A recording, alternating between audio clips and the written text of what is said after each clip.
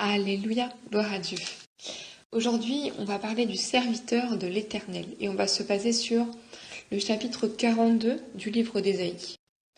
Je vais lire ce chapitre pour vous, c'est pas très long et on va analyser ensemble on va en tirer 3 points principaux, 3 choses qui sont exigées pour être un serviteur de Dieu. Alléluia. Donc, chapitre 42 d'Ésaïe. Voici mon serviteur que je soutiendrai, mon élu en qui mon âme prend plaisir. J'ai mis mon esprit sur lui.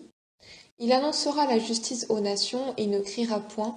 Il n'élèvera point la voix et il ne la fera pas entendre dans les rues. Il ne brisera pas le roseau cassé et il n'étendra pas la mèche qui brûle encore. Il annoncera la justice selon la vérité. Il ne se découragera pas et il ne se relâchera pas jusqu'à ce qu'il ait établi la justice sur la terre et que les îles espèrent en sa loi.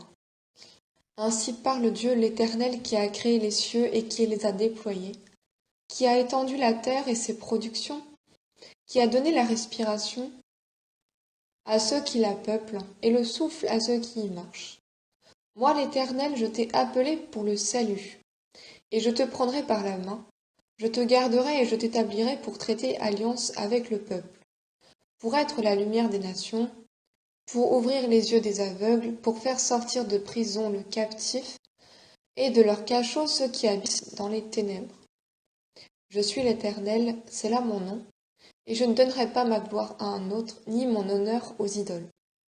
Voici, les premières choses se sont accomplies, et je vous en annonce de nouvelles. Avant qu'elles arrivent, je vous les prédis. Verset 10. Chantez à l'Éternel un cantique nouveau, chantez ses louanges aux extrémités de la terre, vous qui vaguez sur la mer et vous qui la peuplez, îles et habitants des îles. Que le désert et ses îles élèvent la voix,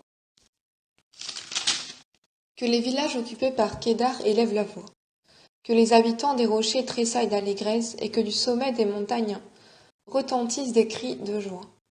Que l'on rende gloire à l'Éternel et que dans les îles on publie ses louanges. L'Éternel s'avance comme un héros, il excite son ardeur comme un homme de guerre, il élève la voix, il jette des cris, il manifeste sa force contre ses ennemis. J'ai longtemps gardé le silence, je me suis tue, je me suis contenue, je crierai comme une femme en travail, je serai haletant et je soufflerai tout à la fois. Je ravagerai montagnes et collines, et j'en dessécherai toute la verdure, et je changerai les fleuves en terre ferme, et je mettrai les étangs à sec. Je ferai marcher les aveugles sur un chemin qu'ils ne connaissent pas. Je les conduirai par des sentiers qu'ils ignorent.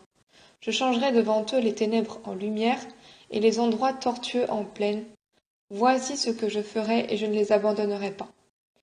Ils reculeront, ils seront confus, ceux qui se confient aux idoles taillées, ceux qui disent aux idoles de métal fondu, vous êtes nos dieux. Verset 18. Sourds, écoutez, aveugles, regardez et voyez.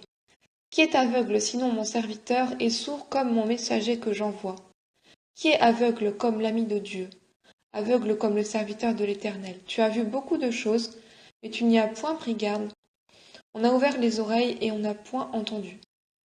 L'Éternel a voulu, pour le bonheur d'Israël, publier une loi grande et magnifique. Et c'est un peuple pillé et dépouillé. On les a tous enchaînés dans les cavernes, plongés dans des cachots. Ils ont été mis au pillage et personne ne les délivre.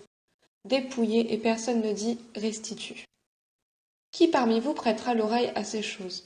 Qui voudra s'y rendre attentif et écouter à l'avenir? Qui a livré Jacob au pillage et Israël au pillard? N'est-ce pas l'Éternel? Nous avons péché contre lui. Ils n'ont point voulu marcher dans ses voies, et ils n'ont point voulu écouter sa loi. Aussi a-t-il versé sur Israël l'ardeur de sa colère, et la violence de la guerre l'a embrasé de toutes parts, et il n'a point compris. Elle l'a consumé, et il n'y a point pris garde. Alléluia. Donc aujourd'hui, on va parler du serviteur de Dieu, à travers ce chapitre 42 que je viens de vous lire dans Ésaïe. C'est un chapitre qui est très très riche. Alléluia. Donc ça va être très profond aujourd'hui comme analyse. Le premier point que je voudrais partager avec vous, c'est le serviteur de Dieu ne doit jamais se décourager.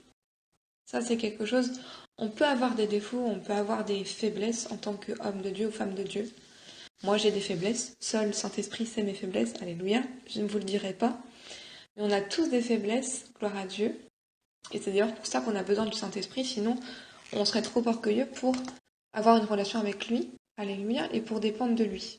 Alléluia. Gloire à Dieu.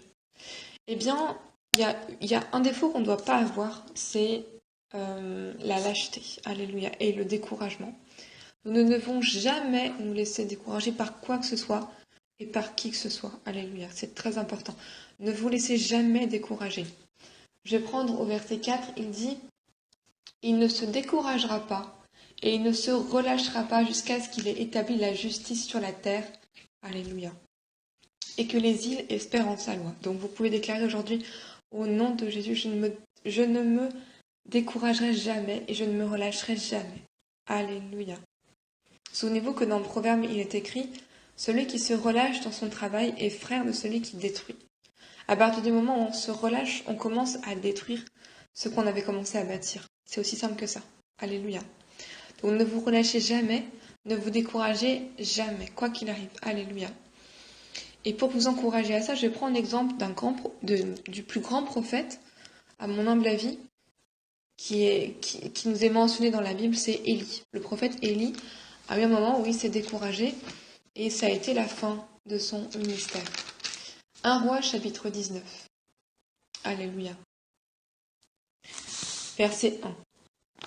Il faut savoir qu'Élie venait juste de performer un grand miracle aux yeux de tout Israël et de tous les prophètes de Baal ont été assassinés à ce moment-là à travers ce miracle. Et voici ce qui se passe dans le chapitre 19 de 1 Roi. Achab rapporta à Jézabel tout ce qu'avait fait Élie et comment il avait tué par l'épée tous les prophètes. Jézabel envoya un messager à Élie pour lui dire « Que les dieux me traitent dans leur plus grande rigueur si demain à 7 heures je ne fais de ta vie ce que tu as fait de la vie de chacun d'eux. » Élie, voyant cela, se leva et s'en alla pour sauver sa vie. Il arriva à Beer-Shéba qui appartint à Juda et il laissa son serviteur. Pour lui, il alla dans le désert où après une journée de marche, il s'assit sous un genêt et demanda la mort en disant « C'est assez, maintenant, Éternel, prends mon âme, car je ne suis pas meilleur que mes pères. » Il se coucha et s'endormit sous un genêt, et voici. Un ange le toucha et lui dit « Lève-toi, mange. » Il regarda, il y avait là à son chevet un gâteau cuit sur des pierres chauffées et une cruche d'eau.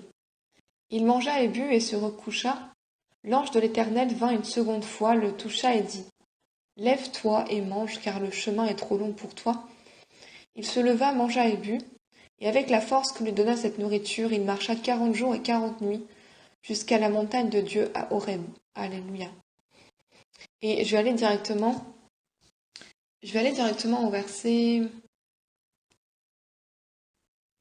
au verset 14. C'est Élie qui parle à Dieu, et voici ce qu'il dit. « J'ai déployé mon zèle pour l'Éternel, le Dieu des armées, car les enfants d'Israël ont abandonné ton alliance. Ils ont renversé tes autels, et ils ont tué par l'épée tes prophètes. Je suis resté moi seul, et ils cherchent à m'ôter la vie. » L'Éternel lui dit, « Va, reprends ton chemin par le désert jusqu'à Damas, et quand tu seras arrivé, tu oindras Hazaël pour roi de Syrie, tu oindras aussi Jéhu, fils de Nimshi, pour roi d'Israël, et tu oindras Élisée, fils de Shaphat, d'Abel Méhola, pour prophète à ta place. Et il arrivera que celui qui échappera à l'épée de Hazaël, Jéhu le fera mourir, et celui qui échappera à l'épée de Jéhu, Élisée le fera mourir, mais je laisserai en Israël 7000 hommes, tous ceux qui n'ont point fléchi les genoux devant Baal et dont la bouche ne l'a point baisé. » Alléluia. Et ce que je voulais vous faire remarquer en lisant ce passage, c'est que, Élie prend la fuite devant Jézabel. Alléluia. Et ce qui est intéressant, c'est que si vous lisez la fin de ce chapitre des rois, la fin de cet épître des rois, alléluia, eh bien, vous verrez que c'est Jéhu qui a été oint par Élie pour prendre sa place. C'est ce même Jéhu qui a tué Jézabel. Alléluia. Ça veut dire que Élie avait l'esprit en lui, l'esprit d'Élie était capable de tuer l'esprit de Jézabel. Mais il a été découragé et il a pris la fuite. Alléluia. Et puisqu'il a fait preuve de lâcheté, eh bien, il a perdu son ministère. Gloire à Dieu. C'est très important, si on revient dans Ésaïe 42, de comprendre qu'on ne doit jamais se décourager, sinon on peut vraiment être disqualifié devant Dieu. Alléluia. Il n'y a rien ni personne qui doit nous décourager et nous faire nous relâcher. C'est très important. Moi, ça m'est déjà arrivé d'être, on va dire, d'avoir été tentée d'être découragée quand j'étais toute jeune chrétienne par certaines persécutions de la famille, certaines choses comme ça. Et finalement, quand je regarde en arrière, je me dis, ces choses-là ont fait de moi la femme que je suis aujourd'hui. Alléluia. Ce sont des choses qui vous renforcent. Si Dieu le permet, c'est forcément que ça concourt à votre bien. Alléluia. Gloire à Dieu. Donc verset 4, il ne se découragera pas, il ne se relâchera pas jusqu'à ce qu'il ait établi la justice sur la terre et que les îles espèrent en sa loi. Alléluia. Gloire à Dieu. Toujours dans ce point, on doit éviter tout découragement. Je vais prendre Ésaïe 62. Ésaïe 62, à partir du verset 1. Pour l'amour de Sion, je ne me tairai point. Pour l'amour de Jérusalem, je ne prendrai point de repos, jusqu'à ce que son salut paraisse comme l'aurore, et sa délivrance comme un flambeau qui s'allume. Alors les nations verront ton salut, et tous les rois ta gloire, et l'on t'appellera d'un nom nouveau que la bouche de l'Éternel déterminera.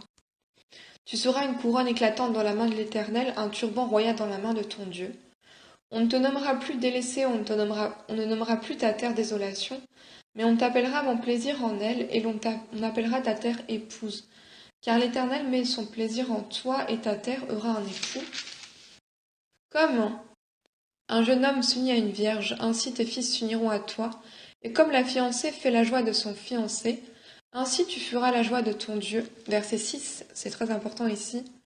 Donc Ésaïe 62, verset 6. Sur tes murs, Jérusalem, j'ai placé des gardes, ils ne se tairont ni jour ni nuit. Vous qui la rappelez au souvenir de l'Éternel, point de repos pour vous, et ne lui laissez aucun relâche jusqu'à ce qu'il rétablisse Jérusalem et qu'il la rende glorieuse sur la terre. Alléluia. C'est très important ici. On ne doit jamais se relâcher dans la prière. Ça, c'est une des choses qu'on ne doit jamais faire. Souvenez-vous du décret qui avait été annoncé dans le livre de Daniel qu'il n'y aurait pas de prière pendant 1 mois. Pourquoi est-ce que Satan avait manipulé ce décret? Parce que Satan sait que si on ne prie pas pendant 1 mois, eh bien on va perdre notre force spirituelle. Et peut-être que ça va prendre des mois à revenir. Alléluia. On ne doit jamais se décourager et jamais se relâcher. C'est très important. Jésus a dit dans Luc chapitre 18 verset 1, il a déclaré une parabole pour montrer que l'homme ne doit jamais cesser de prier, ne jamais se décourager dans la prière. Ésaïe chapitre 1 dit au verset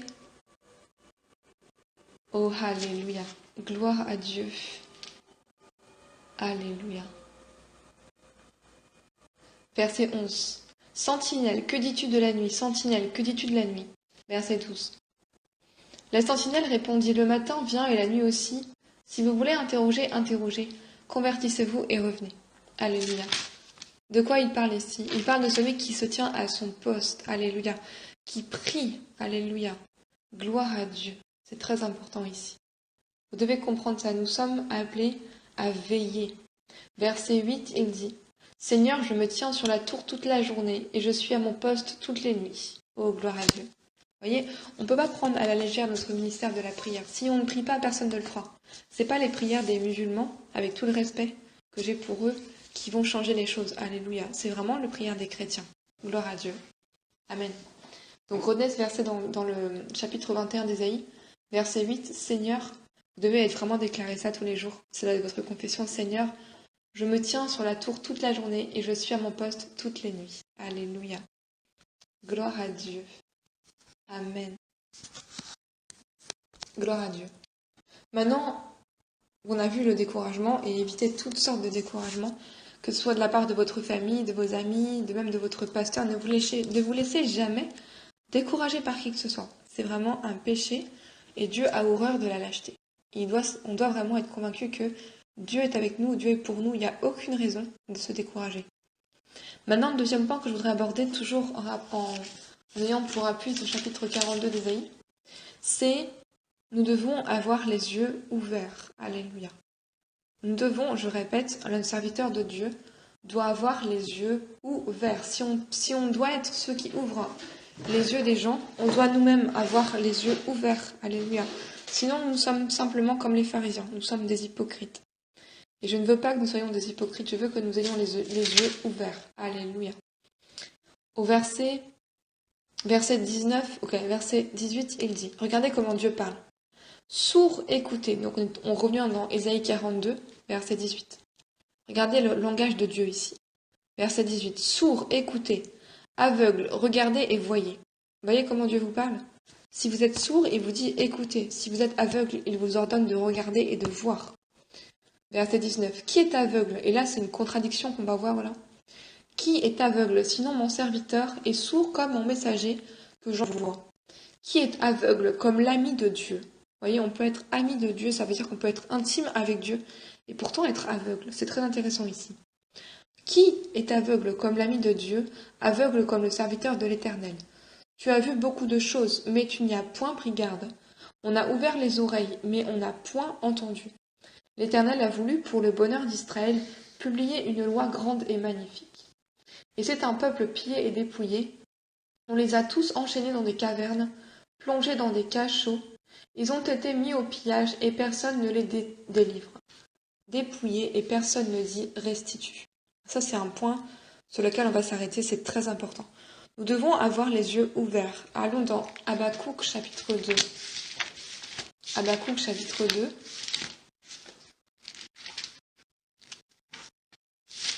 Je vais lire à partir du verset... Ok, prenez avec moi Habakkuk. Se trouve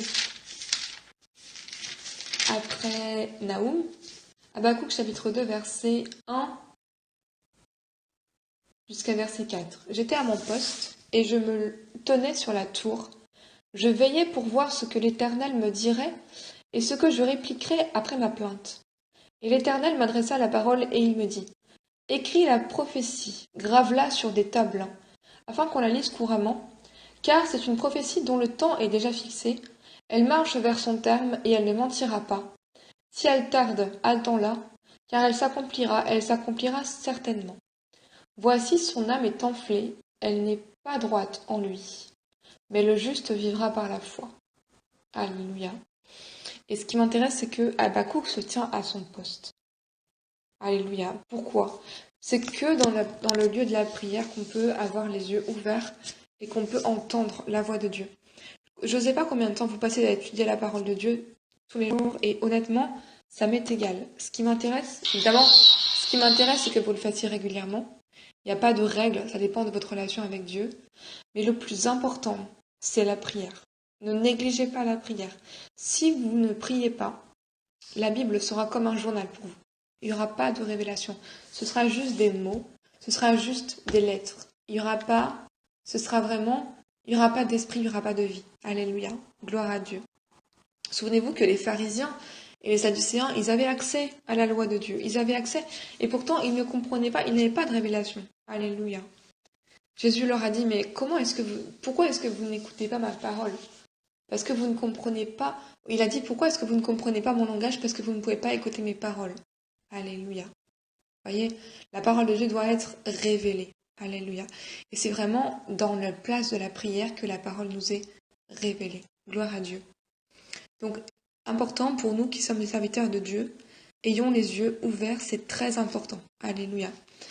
Rapidement, Matthieu 15, verset 20. Matthieu 15, verset 20. Il dit...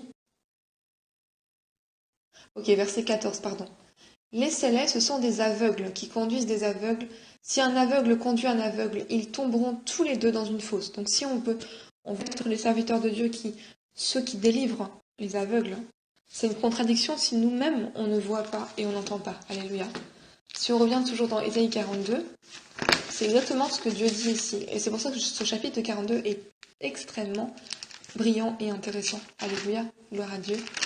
Il dit dans Ésaïe 42, il parle à son serviteur et il dit, verset 6, « Moi l'Éternel, je t'ai appelé pour le salut, et je te prendrai par la main, je te garderai, et je t'établirai pour traiter l'alliance avec le peuple, pour être la lumière des nations, pour ouvrir les yeux des aveugles, et pour faire sortir de prison le captif, et de leur cachot ceux qui habitent dans les ténèbres. » Alors la question c'est, comment est-ce qu'on pourrait ouvrir les yeux des aveugles si nous-mêmes on ne voit pas? Comment est-ce qu'on pourrait faire sortir de prison le captif si nous-mêmes on est encore captif? Comment est-ce qu'on pourrait faire sortir de leur cachot ceux qui habitent dans les ténèbres si nous-mêmes, on est dans les ténèbres. Alléluia. Donc on doit vraiment avoir un travail d'introspection aujourd'hui. On dit, je suis un serviteur de Dieu, je dois avoir les yeux ouverts, je dois ouvrir les oreilles, je dois vraiment être un serviteur qui prie. Alléluia.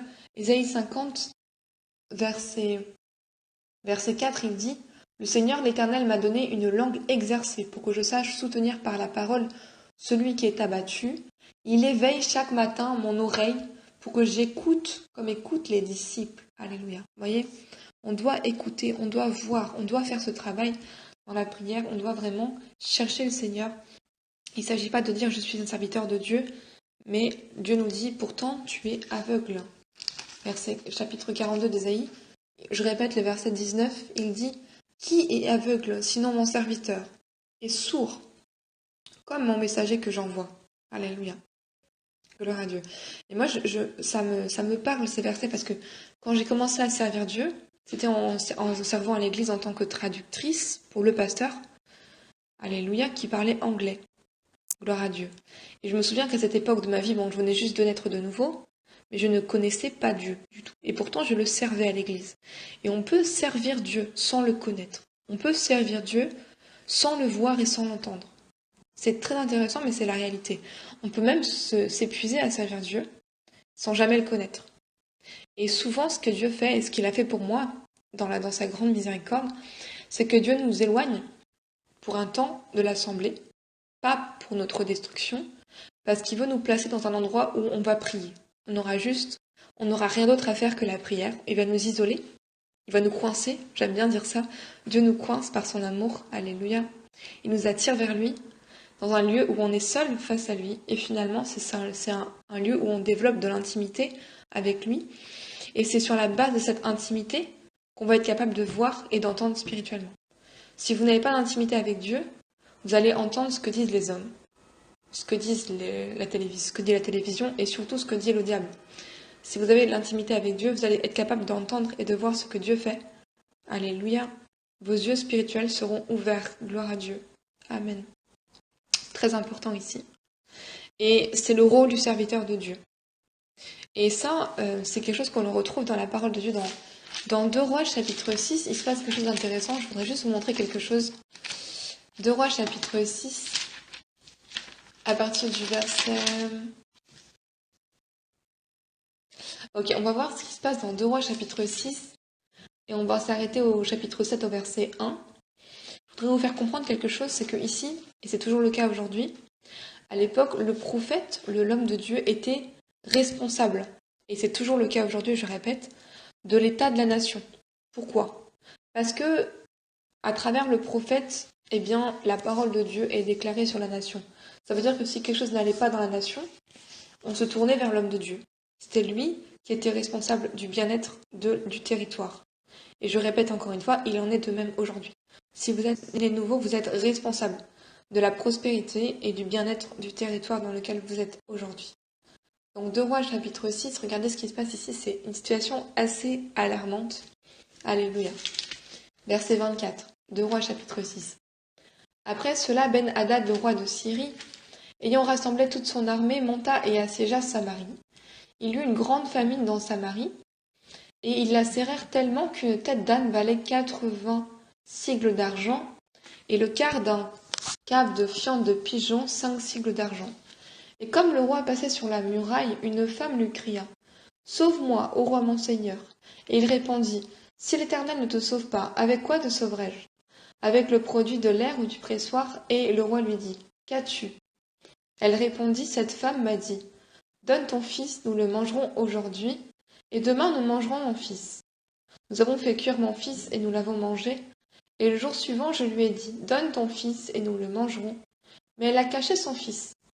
Lorsque le roi entendit les paroles de cette femme, il déchira ses vêtements en passant sur la muraille, et le peuple vit qu'il avait en dedans un sac sur le corps. Et regardez la réaction du roi ici. Vous allez comprendre pourquoi je lis ce passage. C'est très intéressant et c'est très très important que vous compreniez ça. Ici, le roi est en colère contre le prophète à cause de cette situation désastreuse, de famine. Verset 31. Le roi dit « Que Dieu me punisse dans toute sa rigueur si la tête d'Élisée, le fils de Shaphat, reste aujourd'hui sur lui. » Alléluia. Vous voyez, puisqu'il y a une famine qui règne dans le pays, le roi se met en colère contre le prophète. Pourquoi? Parce que le prophète est celui qui était responsable de la prospérité. Pourquoi? Parce que le prophète est celui qui déclare des paroles. Si vous êtes aujourd'hui un homme ou une femme de Dieu, vous êtes responsable du territoire dans lequel vous vous trouvez parce que vous êtes celui ou celle qui déclare les paroles. Et comme Dieu confirme votre parole, eh bien ces paroles s'accomplissent. Alléluia. Gloire à Dieu. Donc on doit arrêter de blâmer les gouvernements. On doit vraiment se remettre en question. C'est nous, les serviteurs de Dieu, qui sommes responsables du bien-être du territoire. Alléluia. Donc voilà pourquoi le roi se tourne contre Élisée au verset 31. Verset 32. Or, Élisée était dans sa maison, et les anciens étaient assis auprès de lui. Le roi envoya quelqu'un devant lui, mais, avant que le messager soit arrivé, Élisée dit aux anciens, « Voyez-vous que ce fils d'assassin envoie quelqu'un pour m'ôter la tête. Écoutez, quand le messager viendra, fermez la porte et repoussez-le avec la porte. » Le bruit des pas de son maître ne se fit-il pas entendre derrière lui? Il leur parlait encore, et déjà le messager était descendu vers lui et disait, « Voici, ce mal vient encore de l'Éternel, qu'ai-je à espérer encore de l'Éternel » Chapitre 7, maintenant verset 1. Écoutez bien ce que dit Élisée. « Écoutez la parole de l'Éternel, ainsi parle l'Éternel. Demain à 7 heures, on aura une mesure de fleur de farine pour un cycle, et 2 mesures d'orge pour un cycle à la porte de Samarie. » Alléluia.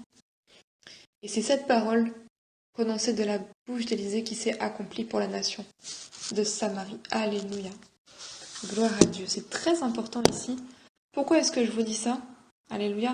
Parce que si on ne voit pas et qu'on n'entend pas, on ne pourra pas déclarer les paroles qu'on doit déclarer. Alléluia. On sera un serviteur inutile. Au lieu de déclarer les paroles de Dieu, on va se plaindre. On va parler négativement. On va déclarer des paroles qui s'accompliront dans le sens négatif. Alléluia. Et finalement, nous serons des serviteurs peu profitables pour Dieu. Gloire à Dieu. C'est très important. Alléluia. Dans Ésaïe 8, verset 20, il dit « S'il ne parle pas selon cette loi, c'est parce qu'il n'y a pas de lumière en nous. » Alléluia. Et quand on n'a pas de lumière en nous, ça veut dire qu'on n'a pas la parole de Dieu en nous. On n'est pas capable de voir, de discerner ce que fait Dieu et de parler en conséquence. Et en tant que serviteur de Dieu, on a été appelés à être des sentinelles. On l'a vu aujourd'hui et je le redis, nous sommes ceux qui doivent veiller sur le territoire. Alléluia. Rapidement, prenez Ésaïe 44, verset 26 jusqu'à 28. Il dit « Je confirme la parole de mon serviteur et j'accomplis ce que prédisent mes envoyés. Je dis de Juda, elle est habitée, et des villes je dis de Jérusalem, elle sera habitée. Et des villes de Juda, elles seront rebâties, et je relèverai leurs ruines. Je dis à l'abîme, dessèche-toi, je tarirai tes fleuves. Et je dis de Cyrus, il est mon berger, et il accomplira toute ma volonté. Il dira de Jérusalem qu'elle soit rebâtie, et du temple qu'il soit fondé. » Gloire à Dieu. Alléluia. C'est très important ici. Ne négligez pas de déclarer la parole de Dieu sur votre famille, sur votre territoire, sur votre corps, sur vos finances. Déclarez la parole. C'est à ça que vous avez été appelés. Alléluia. Mais le problème, c'est que si vous êtes aveugle et sourd, et je parle aussi pour moi-même évidemment, vous ne pourrez pas déclarer les bonnes paroles. Alléluia. Et ce sera les mauvaises choses qui s'accompliront. Pour regarder Ésaïe 8, que je vous ai mentionné tout à l'heure, verset 20, la traduction française est incorrecte. Je vais vous dire, la bonne traduction, c'est « Si ils ne parlent pas selon cette loi, c'est parce qu'il n'y a pas de lumière en eux. » Alors ne me demandez pas pourquoi les traducteurs ont traduit de cette façon. Vérifiez par vous-même si vous parlez anglais. Allez voir dans la version anglaise. La bonne traduction, c'est « S'ils ne parlent pas selon cette loi, c'est parce qu'il n'y a pas de lumière en eux. » Quand on a la parole en nous, on est capable de parler en accord avec cette parole qu'on a en nous. Oh, gloire à Dieu. Alléluia. Alléluia. Et la conséquence de ça, puisque les serviteurs de Dieu ne parlent pas selon la parole de Dieu, verset 21, il sera errant dans le pays, accablé et affamé, et quand il aura faim, il s'irritera, maudira son roi et son Dieu, il tournera les yeux en haut, puis il regardera vers la terre, et voici, il n'y aura que détresse, obscurité et de sombres angoisses, il sera repoussé dans d'épaisses ténèbres. Alléluia. Donc quand vous voyez un territoire dans lequel règne le chaos ou règne vraiment les ténèbres. Et si vous voyez même la vie de quelqu'un qui est dans les ténèbres, ou même la vie d'un serviteur de Dieu, c'est simplement que cette parole, ce serviteur, pardon, ne prononce pas la parole de Dieu. Il ne parle pas selon la parole de Dieu. Donc forcément, le chaos règne dans sa vie. Forcément, le chaos règne dans ce territoire. Puisque le serviteur ne parle pas les bonnes choses. Alléluia. Et une des choses les plus puissantes que Dieu nous ait données, c'est la puissance de la parole. Alléluia. La puissance de la parole. Lorsque vous parlez, vous êtes en train de créer des réalités. Vous êtes en train de donner la vie ou bien de donner la mort. Alléluia. Très important. Voilà, maintenant le troisième point, toujours par rapport à Ésaïe 42, que je voulais partager avec vous aujourd'hui, et c'est un point extrêmement important qu'on ne doit pas négliger, le serviteur de Dieu doit marcher dans les voies de Dieu. Et c'est toujours une contradiction quand on voit un homme de Dieu et une femme de Dieu qui prêchent mais qui ne pratiquent pas. Alléluia. Quand Jésus a dit à propos des pharisiens, faites ce qu'ils disent mais ne faites pas ce qu'ils font. Et sincèrement, je pense que la meilleure chose à faire quand on sait qu'on ne vit pas dans la parole de Dieu, quand on sait qu'on ne marche pas dans les voies de Dieu, c'est d'arrêter de prêcher. C'est mieux de ne pas prêcher et de mettre sa vie en ordre. Moi, ça m'est déjà arrivé de tout arrêter, même d'arrêter de faire des enseignements, de tout arrêter, de supprimer Facebook, de tout supprimer. Et finalement, je me suis dit, je vais travailler sur moi-même. Et je suis encore, et on n'arrête jamais en fait de travailler sur soi-même. Avec le Saint-Esprit, on se purifie. Il nous montre ce qui ne va pas dans notre vie et on travaille avec lui pour devenir meilleur. Mais on doit vraiment chercher à marcher dans les voies de Dieu. Sinon, on sera comme les pharisiens qui enseignent la parole, mais qui ne pratiquent pas et qui par conséquent s'attirent un jugement sur eux-mêmes. Alléluia. Donc toujours dans Ésaïe 42, et on va terminer là-dessus aujourd'hui, verset 23 jusqu'au verset 25. Qui parmi vous prêtera l'oreille à ces choses? Qui voudra s'y rendre attentif et écouter à l'avenir? Qui a livré Jacob au pillage et Israël au pillard? N'est-ce pas l'Éternel? Nous avons péché contre lui, ils n'ont point voulu marcher dans ses voies, et ils n'ont point voulu écouter sa loi. Aussi a-t-il versé sur Israël l'ardeur de sa colère et la violence de la guerre. La guerre l'a embrasé de toutes parts, et il n'a point compris. Elle l'a consumé, et il n'y a point pris garde. Vous voyez, ça c'est très intéressant. Ici, le peuple qui s'égare, alléluia, qui s'égare et qui pêche contre l'Éternel, qui ne marche pas dans ses voies et qui n'écoute point sa loi. Et ça, c'est tragique. Et la première chose à faire quand on est appelé au ministère, c'est vraiment d'étudier la Bible pour nous-mêmes et de marcher dans les voies de Dieu. Alléluia. Proverbe 81, je vais m'arrêter là-dessus pour aujourd'hui. Proverbe 81. Il dit, au verset 9 jusqu'au verset 17. Écoute mon peuple, et je t'avertirai, Israël, puisses-tu m'écouter. Qu'il n'y ait au milieu de toi point de dieu étranger. Ne te prosterne pas devant les dieux étrangers, je suis l'Éternel ton Dieu, qui t'a fait sortir du pays d'Égypte. Ouvre ta bouche, et je la remplirai. Mais mon peuple n'a pas écouté ma voix. Israël ne m'a point obéi. Alors je les ai livrés au penchant de leur cœur, et ils ont suivi leurs propres conseils. Oh, si mon peuple m'écoutait, si Israël marchait dans mes voies, en un instant je confondrais leurs ennemis, je tournerais ma main contre leurs adversaires. Ceux qui haïssent l'Éternel le flatteraient, et le bonheur d'Israël durerait pour toujours. Je le nourrirais du meilleur froment, et je le rassasierais du miel du rocher. Alléluia. Très important ici. En tant que serviteur de Dieu, on doit vraiment écouter la parole de Dieu et marcher dans ses voies. Alléluia. C'est quelque chose qui est la base, le fondement de tout. Alléluia. C'est vraiment le fondement de votre crédibilité en tant que ministre de l'Évangile. Gloire à Dieu.